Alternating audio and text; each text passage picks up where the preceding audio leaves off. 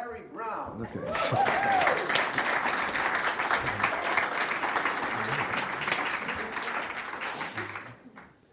When I was a kid, I went to a pretty good-sized church with a pretty good-sized choir. And by the time I was 14, I began wondering about this picture of God up there, sitting on a throne, looking down through the clouds, and all these hymns are coming up. And, I mean, they tried really hard, and it was a good choir. And I had trouble imagining that God would get up for the music. But in this church, you have music. This is good stuff, and you have a real tradition of that.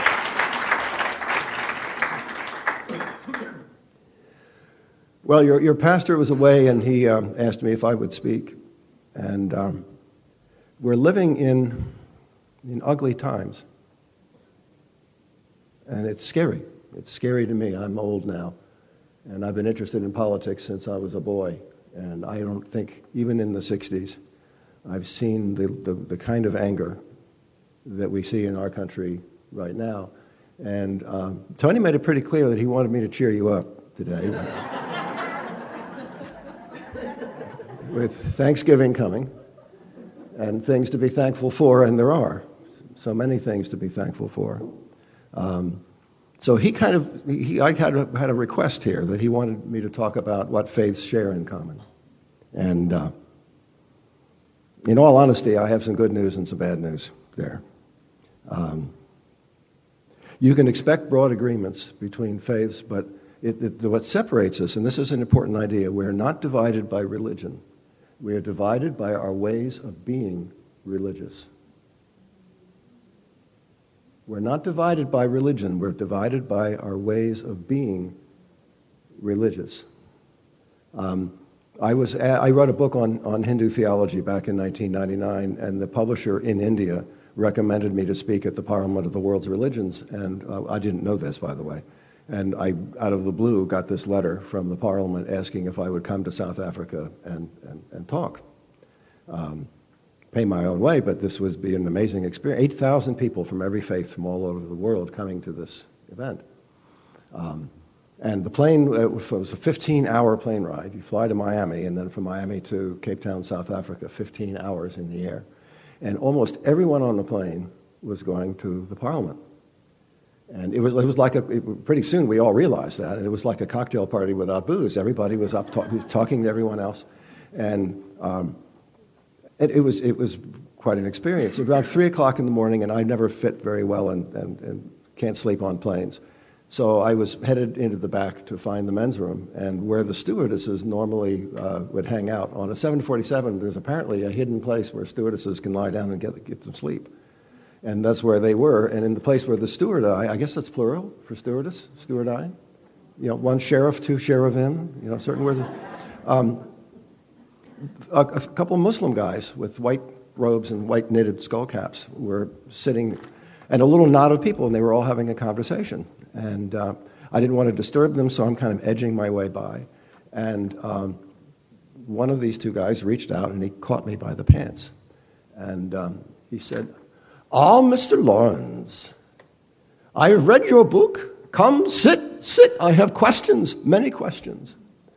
And I thought they were theologians on their way to the Parliament like everybody else, and it turned out after about an hour of conversation, it finally turned up that they were two used auto parts guys from Durban who had come to Miami on a buying thing, and then to their great delight found themselves on a plane stuffed with theologians. And this was their chance. This was their opportunity. And they were not doctrinaire people at all. They were very relaxed, very curious. And as the conversation would go around, they would occasionally circle back and say, "Well, in our tradition, we see things this way." And it was like that. And I had never actually had a chance to speak to Muslims in my life until then. And we had a great time. And finally I said, I wish everybody in my country could be on this plane and meet you. Because we have this picture of Muslims, as pardon my French, but this is what I said to him, kind of pissed off with a bomb in a briefcase. And here's you. And I wish everyone could meet you and know what kind of people you are, because these were luminous, Ishmael and Abdul would have glowed in the dark. And tears came to Abdul's eyes, and he sprang out of his chair, and he hugged me, and his beard tickled in my ear, and he said, "Ah, Mr. Lawrence," he said, "you have shined my soul." He said, souls get tired and dusty along the way. But with words like this, you shine my soul. And it occurred to me that was what we were all going to South Africa to meet each other to do. To shine each other's souls.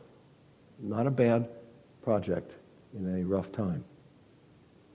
If you think of that as your job, to shine the souls of the people you meet. Burnish them a little, remind them of their best. We won't have a bad beginning if we work at that. And it is work. How many of you have ever had a political argument with anyone that ended by having them burst into tears and say, "How could I have been so wrong for so long?" If you've had this experience, put your hand up. See, I thought so. Okay. So arguing isn't going to do it anymore. Not in the climate we're in. Shining each other's souls is the way to go. The question is not what are your opinions, but what has been your life experience? What brought you to this present moment with the opinions and the values? Who were your mentors? Who were your teachers? Who influenced you? Because if I tell you my story and you tell me your story, then we may disagree, but it won't matter because we will have found how to love each other. We will understand that the opinions that people who disagree with us hold are, from their life story, inevitable.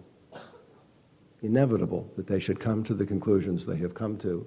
And our obligation spiritually is to love them like that.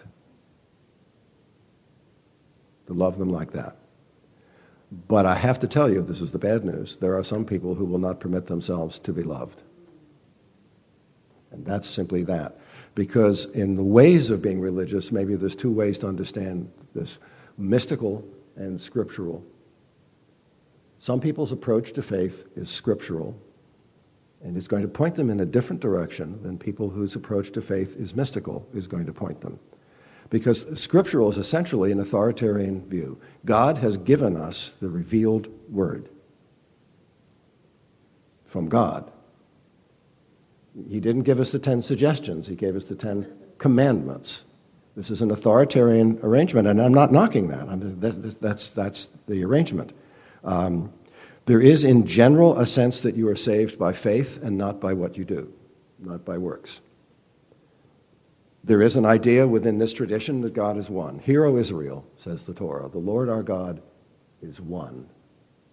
So essentially we're talking about the world's monotheisms.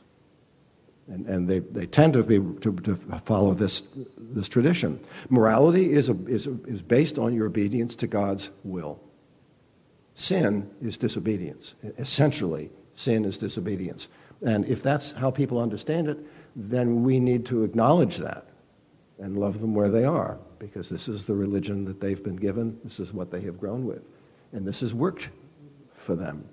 A guy I knew at college who was a gymnastics champion, we went to Penn State together. He could get away with stuff with women that I couldn't countenance. And he got away with it. And he was a wonderful athlete. And he met a woman whose mom had just committed suicide, who had a daughter. She was shatteringly beautiful. She was very needy and in great pain. And he decided to love her. And he adopted her daughter, and he married her, and became an evangelical Christian. At which point, our long-term friendship was in trouble because he was convinced that I was a lost soul, and that he was going to heaven, and I was not. And there was no triumph in this for him at all. There was great grief in it, that he couldn't figure out what to say to save me. But I stayed with him from the time I was 12. Still in contact with him. This was not an easy person to love, whom he married. he uses, as evangelicals often do, the expression of to take up your cross. And he did. And he made a major commitment early in his life to change who he was and how he was and become this different person. And he found a faith that would enable him and support him in doing this day in and day out for the rest of his life. And I have to love him for that. And he's in this tradition that I'm talking about. So if salvation is only open to people who have accepted key faith propositions, then you can be an honorable, decent person in this first tradition and still be a lost soul. And you may have friends who see you that way. And in a way, I'm trying to almost defend the people who worry about you spiritually, because from their point of view, they want to help you, and they don't understand why you don't take them up on it. Interestingly, Islam, which is along with the Baha'i, is the last of the monotheist traditions to appear, accepts the Gospels, not Paul, Gospels, and the Torah as true. A Muslim will point to a pyramid of revelation with the last stuff in Arabic being at the top, but not dismissing what's below it. Most Christians would be amazed to know that Jesus is quoted in mosques around the world, as are the prophets. No religion seems to accept any revelation that occurs after their own. If it comes after their own, it's wrong, because it's based on authority, and you can only have one. Now, the other group is mystical, meaning it's based on experience. It's based on the search. The mystical search is to actually experience God, to feel God. In which case, scriptures are sort of like a booster rocket to get you accelerated in the right direction, but the closing part is gravitational. You're trying to get yourself close enough to feel the gravitational pull, to be brought in, to experience it. And a lot of the people I met at the Parliament were of this latter group. And they couldn't wait to hear each other's stories. If you have come all the way to here, what happened to you to make you into such a person that would want to be at a place like this at a time like this? And that's going to be the second. So it isn't fully realized until you feel it. God doesn't expect perfection in this particular approach. God expects a persistent attempt to be good. And actually, this is true in Islam, and it's true in Judaism as well. In Hebrew, the word sin is an archery term. It means missing the mark. You missed, so shoot again. Try again. Keep trying. God doesn't lose patience with us when we fail. God loses patience with us when we fail to try, when we give it up, when we say it doesn't matter to us anymore. Then, and only then, are we lost souls in these traditions. The soul of all faith abhors violence. The soul of faith abhors violence. It's supposed to be transformative. I used to do a TV show. When my column went weekly, it was just too much to maintain, but I used to do a monthly television show called On Sacred Ground. And we had Rabbi Robinson was rabbi of the synagogue at the time, and he was one of our panelists. And we had an evangelical Christian, and in the nicest way possible, I think they were attracted to each other, and it drove them crazy, because she was trying to save him, a rabbi, an ordained rabbi. She felt under obligation to save him from his own theology, and it really ticked him off.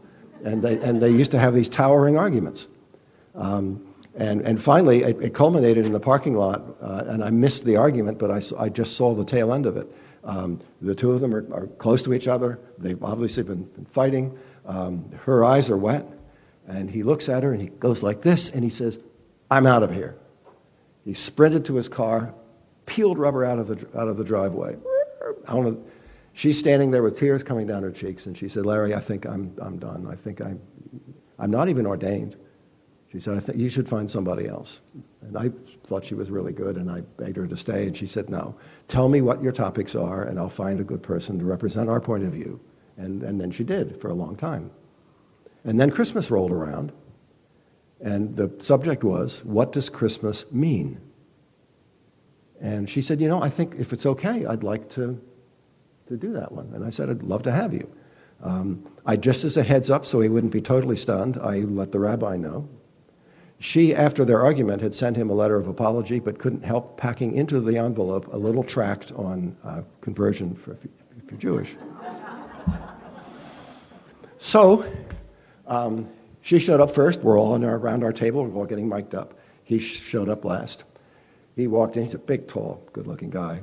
And he said, good morning. And she kind of ducked her head between her shoulders. She went, hello. And he smoothly withdrew the envelope containing her letter of apology and that other thing and said, we have to talk. And I'm thinking, oh, God, we have to put a show on in 15 minutes. There was a little conference room, and they retired to the conference room, and I came in, I guess, to keep the peace and try and get the show up. And they went back and forth. At one point, he got up and said, look, you don't need a rabbi this is Christmas, for God's sake. You guys own that. And I said, no, but Jesus was Jewish. I need you for this thing. And she said, well, you don't need me then. And I, sit down. And finally he said, look at me. Eye contact, look at me. You explain Christianity really well. You do. I admire that. But then it's my turn to explain Judaism. And you step in front of me and you begin, having explained your faith, explain my faith. And that really pisses me off. I'm the rabbi, he said. I'm the rabbi. And her shoulders dropped. It was like she saw it for the first time. You're right. She said, you're right. You are the rabbi. I'm sorry. He said, good, let's do some TV. So we got on the air. We did our show. Now, this is C3 TV, this public access. The next show, it being Christmas time, involved people in biblical costumes and a woman dressed in blue and white as the Virgin Mary. And she came up, and he was in a good mood. And he said, good afternoon. And he said, and who might you be? And she glared at him, and she said, you know perfectly well who I am. I'm the most important woman in Jewish history. Now, this is a very intelligent man, Rabbi Robinson. Without missing a beat, he said, oh, would that be gold in my ear?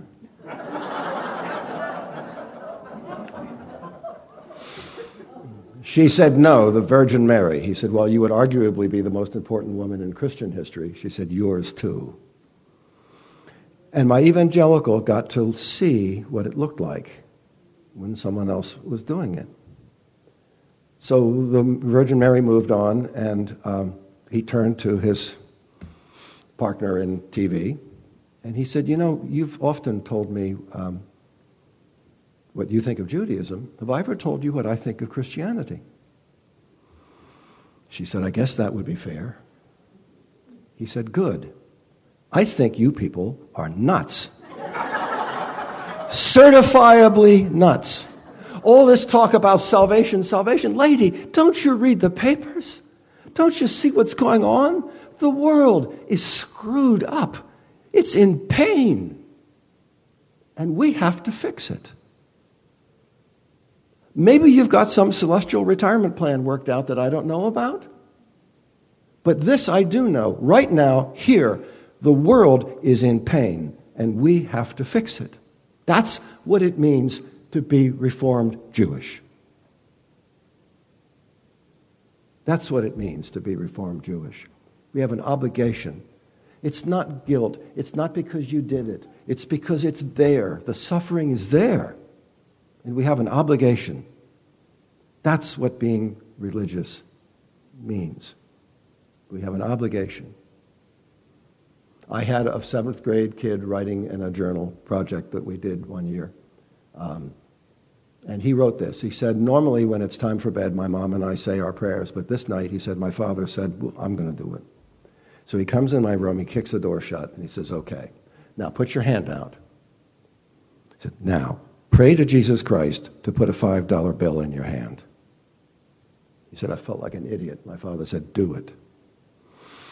So I put my hand out, he wrote, and prayed to God to put a $5 bill in my hand. And my father said, so, is there a $5 bill? He said, no. He said, see, it's all crap. Now go to bed. This boy wrote this. He said, but then I read the words of Lao Tzu, who says the sage is guided by what he feels, not by what he sees. And I have an answer for my father. He said, I'm young, he said, I'm getting ready for my first communion. He's Roman Catholic. And he said, I want to do this. I want to do this. And this is my answer. That we are guided by what we feel, not by what we see. And that's the mystic tradition. That's this other tradition that says that you know that it's working when you feel it, when your perception of the world is changed. Someone asked Buddha, after enlightenment, what do you do? And he said, carry water, chop wood. And on one level, he says, I don't get it. It's because you're going to do the same stuff, but you're going to experience it differently. You are going to see the world differently. You had the word grace up here on the screen earlier. I think that's what grace is. Grace is carrying water, chopping wood, doing all the same stuff that you always do, but you experience it differently. And if it's really working for you, even on a rainy morning when you might have easily hibernated and stayed in bed, you came for grace. You came for a recharge, to see the world differently and to be able to sustain that. Even when people are lousy to you sometimes, to be able to sustain seeing the world differently. No matter what the tradition is, there are certain things in common. Almost every faith in all times, even what are called pagan faiths and ancient ones, have understood what it means to be a good person in almost exactly the same way. What is a good person? Tells the truth, cares about other people, does good work in the world. What does the Lord require of thee, asked the psalmist, but to do justice, love mercy, and walk humbly with your God. To do justice, love mercy, and walk humbly with your God. That humility thing, by the way, is in very short supply these days. We have a mind the size of a lunchbox, trying to comprehend the infinite. We have every reason to be very, very humble in this project.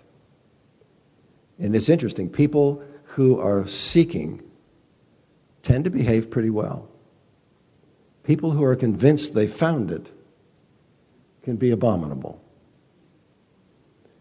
Excessive certainty is the enemy of spiritual growth.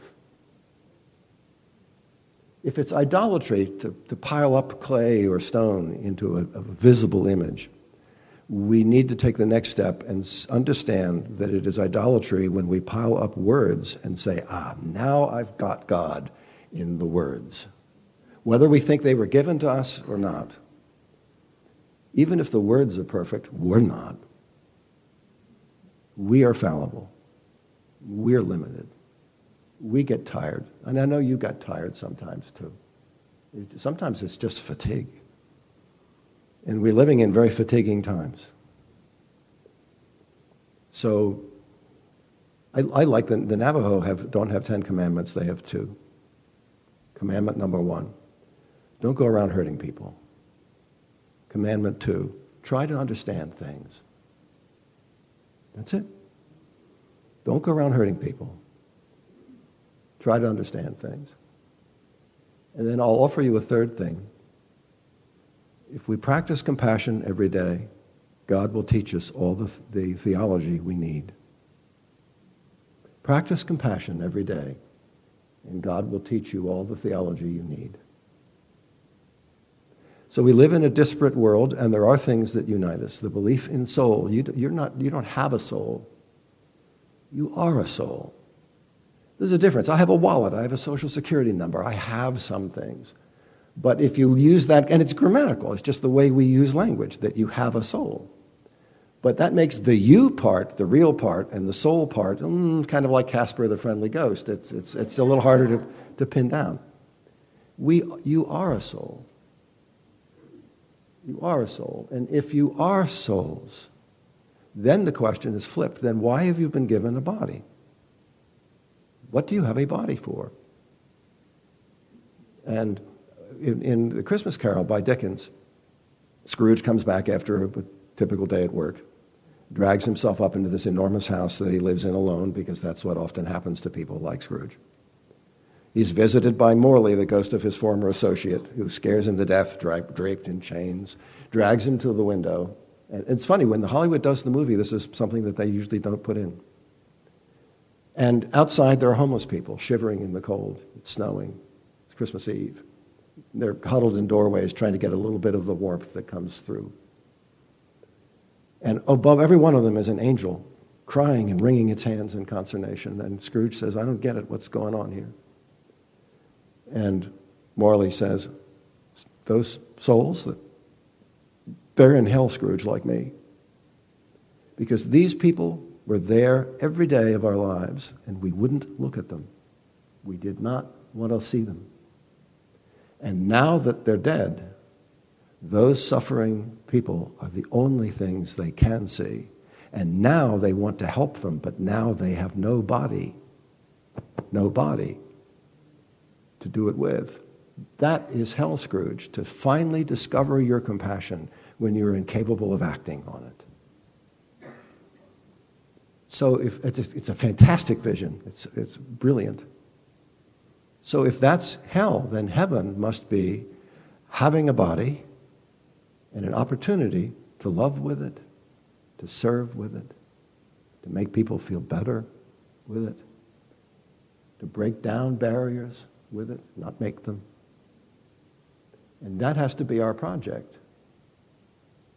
To break down barriers, to help people, to love people. I think that's why we are given bodies. We're supposed to love this place and everything in it, which is not easy. And some people make it really hard. So that's our work. That's our work. And we're thankful to be in bodies and to be together and to have this opportunity. Thanksgiving is coming. What are we thankful for? Having bodies, having people to love, having things to do, meaningful work, things to do that matter, that help people. I'm a teacher. I'm the luckiest guy you will ever meet. I've been doing this for 41 years now. And somebody says, don't you get bored teaching the same stuff? No, but I'm teaching different kids every year. It's the kids. You're not teaching history, you're teaching kids. And there's a whole room full of souls. And it's a chance to be thankful for. So I'm thankful in part for you, because you got me out of bed this morning. And you did. And got me here with you. God bless you all. Namaste.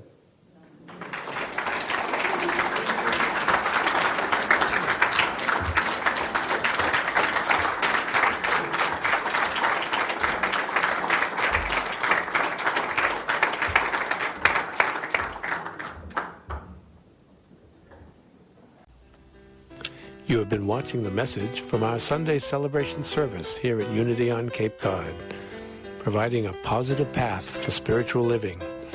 Please join us every Sunday morning at 10 a.m. at 147 Walton Ave, Hyannis, Mass. And visit us online at www.unityoncapecod.org.